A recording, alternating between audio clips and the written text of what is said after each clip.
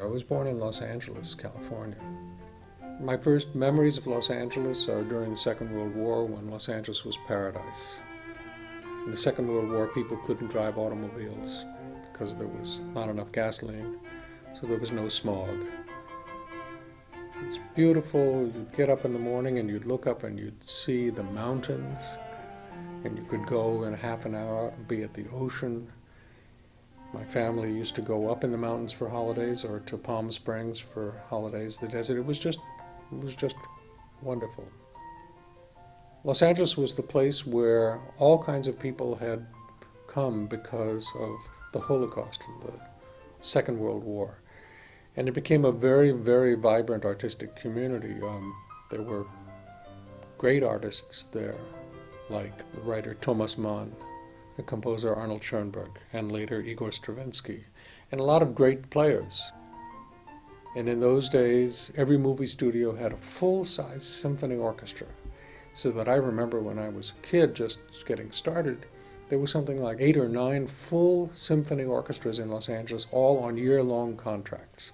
And that made a very, very vibrant musical community. And I grew up in that community. I had a lot of musical activity as a young fellow. I got connected to the man who was the greatest influence on me as a cellist, Gregor Piatigorsky. He wasn't my teacher yet, but he was interested in young people and he mentored me. By the time I finished college, I was clear that I was going to become a musician, even if I was poor as a church mouse. I went off to Europe and studied for a year in Germany with a great cellist named Gaspar Casado. And when I came back, I started working with Piatigorsky in Los Angeles, who by then had started teaching at the University of Southern California. That was 1963, and he was really like a second father to me. He was not only a great man as an instrumentalist, but he was so wise and smart about human nature. He took me on after a year as his teaching assistant, and actually that was the formal beginning of my teaching career, which has never stopped. And I found I loved that too, and a year after that I was a member of the regular faculty at USC at something like the age of 28.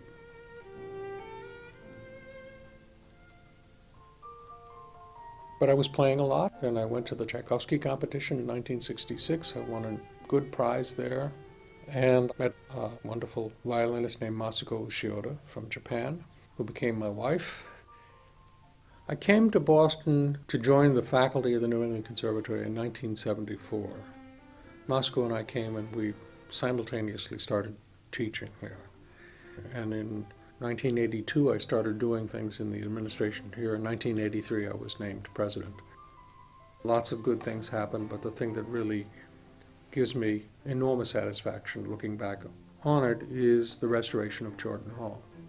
Jordan Hall is one of the magical spaces anywhere for music.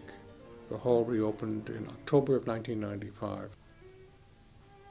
By that point, I said, if I don't leave the presidency, if I don't go back to doing my musical life, which was performing and teaching, I probably never will, and I want to. And so that was the end of that era. But I've never left NEC, and I don't intend to. I have enormously gifted students from all over the world, and I'm passionate about that as I am passionate about a lot of things in life. And I'm very happy with what I'm doing.